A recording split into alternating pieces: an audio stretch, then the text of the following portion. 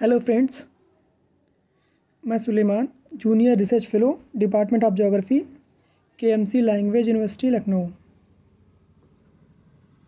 Friends, आज हम लोग पढ़ेंगे पवन के बारे में। हम लोग समझेंगे पवन क्या है, पवन को कितने प्रकार में विभाजित करके अध्ययन किया जा सकता है, पवन की गति और वेग को प्रभावित करने वाले कौन कौन से कारक हैं। चलिए स्टार्ट करते हैं। क्षैतिज रूप से गतिशील वायु को पवन कहते हैं, या फिर उच्च दाब क्षेत्र से निम्न दाब क्षेत्र की ओर वायु की गति को पवन कहते हैं। इससे हमें ये समझ में आ रहा है कि वायु की गति को ही पवन कहते हैं। मतलब वायु स्थिर होती है जबकि पवन गतिशील होती है।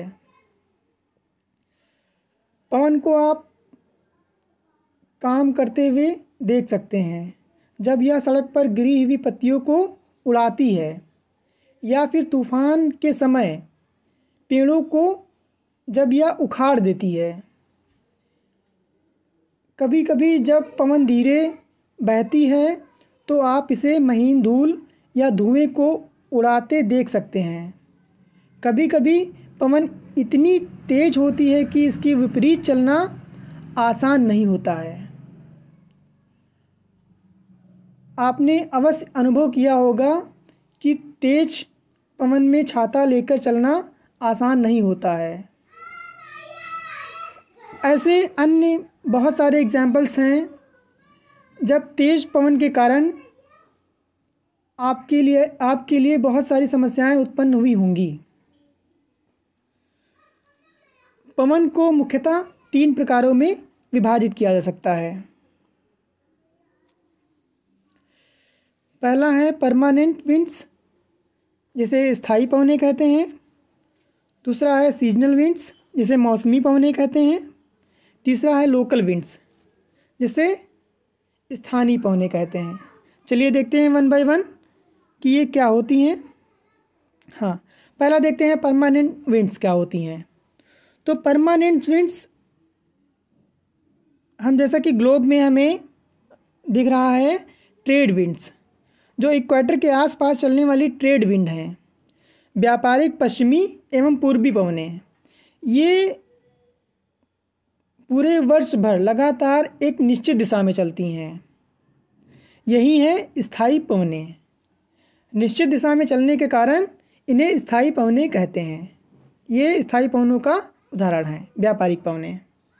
दूसरे प्रकार की जो पवनें हैं वह हैं सीजनल विंड्स, मौसमी पवनें।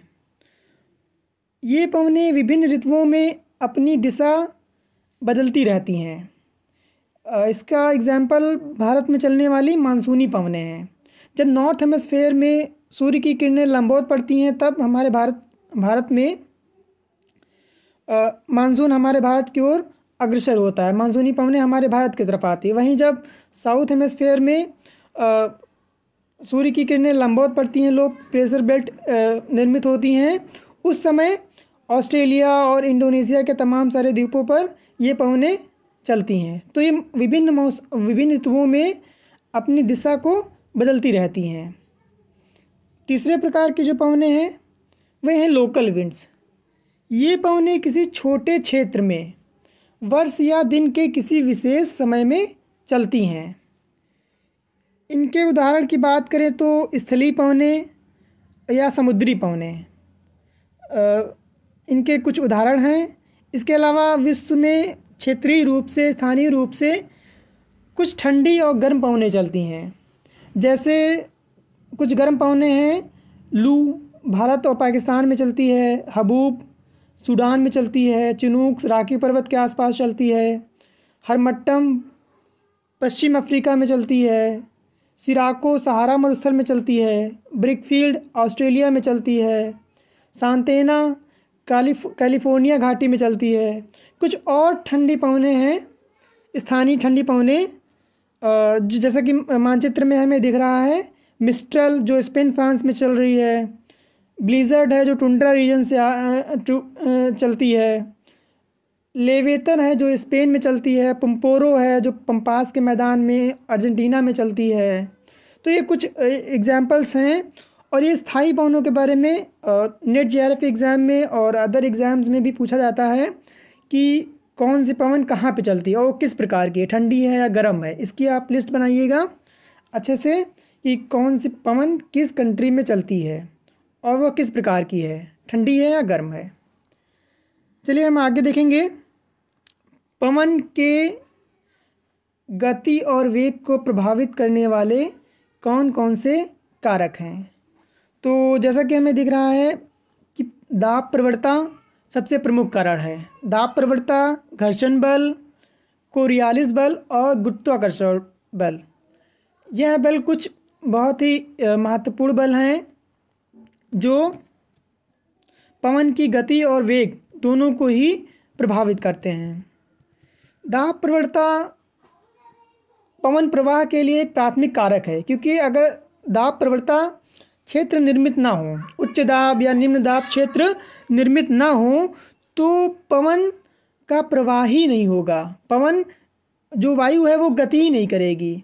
उच्च दाब और हाई दाब, उच्च दाब और निम्न दाब क्षेत्र बनते हैं तभी वायु गति करती है।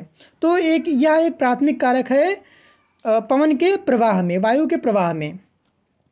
दो स्थानों के मध्य वायु दाब में परिवर्तन की दर दाब प्रवणता कहलाती है।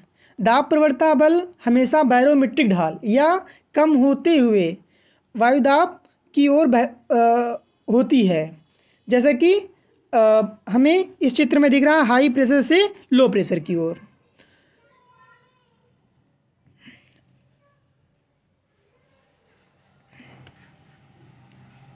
दूसरा जो इसका कारक है वह है पवन की गति को प्रभावित करने वाला दूसरा कारक है कोरियालिस बल। कोरियालिस बल जैसा कि हम लोग जानते हैं, पृथ्वी अपने अक्ष पे घूर्णन करती है, तो घूर्णन के कारण वायु की जो दिशा होती है वो विक्षेपित होती है या विचलित होती है, अपने मार्ग से विचलित होती है या विक्षेपित होती है। वायु की दिशा को विक्षेपित करने वाला यही बल क्या कहलाता है? कोरियालिस बल। कोरियालिस बल के प्रभाव से, जैसा कि हमें इस ग्लोब में दिख रहा है, कोरियालिस बल के प्रभाव के कारण उत्तरी गोलार्ध में, नॉर्थ हेमिस्फीयर में जो पवनें चलती हैं वो अपनी मूल दिशा के दाहिनी ओर, मतलब राइट हैंड मुड़ जाती हैं, जबकि साउथ हेमिस्फीयर में या दक्षिणी गोलार्ध में अपनी मूल दिशा के बाईं ओर, मतलब लेफ्ट हैंड विक्षेपित हो जाती हैं। तो यह कुछ कोरियालिस बल इस तरह से प्रभाव डालता है। तीसरा जो प्रभावित करने वाला बल है वह है घर्षण बल। घर्षण बल हम लोग जानते हैं कि जो स्थल भाग होता है वहाँ पे बहुत ज़्यादा रिलीफ मिलते हैं, बहुत ज़्यादा उच्चावच मिलता है। कहीं पे समतल मैदान है तो कहीं पे पठार है, तो कहीं पे पहाड़ी है, कहीं पे पर्वत है। तो इस तरह के हमें बहुत सारे स्थलखंड पे, स्थल भाग पर रिलीफ मिलते हैं। तो जाहिर सी बात है, जहाँ पर इस तरह के उच्चावच पाए जाएंगे, रिलीफ पाए जाएंगे, वहाँ पे घर्षण बल बहुत अधिक होगा। वहीं अगर बात करें ओशन की, तो ओशन वाला पहाड़ बिल्कुल समतल होता है, तो वहाँ पर जो घर्षण बल होता है बिल्कुल ना के बराबर होता है। तो स्थल भाग पर जब पवनें चलती हैं तो वो किसी ऊंचे भाग से जब टकराती हैं तो उनकी वेग और दिशा में परिवर्तन आता है, क्योंकि वहाँ पे वो जाके टकरा जाती हैं, घर्षित होती हैं, और यही होता है घर्षण बल, जो वायु की दिशा को दूसरी दिशा में मोड़ देता है और वायु के वेग को भी कम कर देता है। जो चौथा वायु को प्रभावित करने वाला बल है, पवन को प्रभावित करने वाला बल है, वह है गुरुत्वाकर्षण बल। गुरुत्वाकर्षण बल वायु को नीचे की ओर विक्षेपित करता है। वायु को नीचे की ओर बांधे रखना, विक्षेपित करना या खींचे रखना, यह है गुरुत्वाकर्षण या पृथ्वी के अपकेंद्री बल का प्रभाव। तो इस तरह से यह चारों बल वायु की पवन की गति और वेग को प्रभावित करते हैं।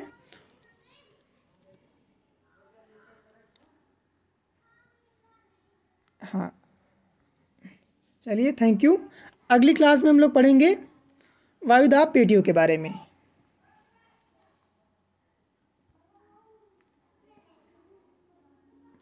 Thank you.